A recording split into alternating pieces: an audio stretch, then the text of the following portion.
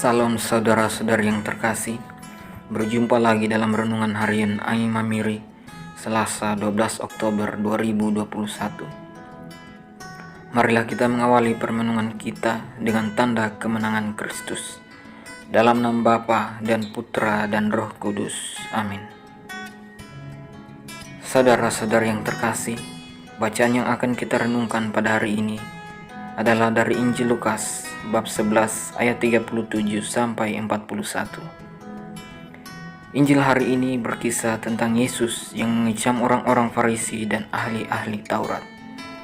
Dikisahkan bahwa orang Farisi yang mengundang Yesus ke rumahnya merasa heran ketika melihat Yesus makan dengan tidak mencuci tangan.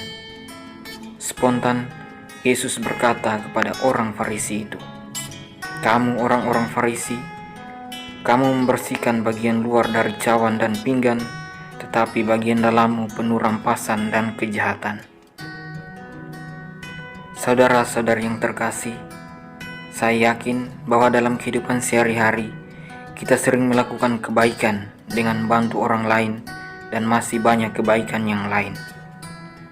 Pertanyaannya, apakah kebaikan yang kita lakukan itu sungguh-sungguh berasal dari dalam hati kita secara tulus, ataukah hanya ingin dilihat oleh orang lain, padahal hati kita dipenuhi amarah dan kecurigaan terhadap orang lain?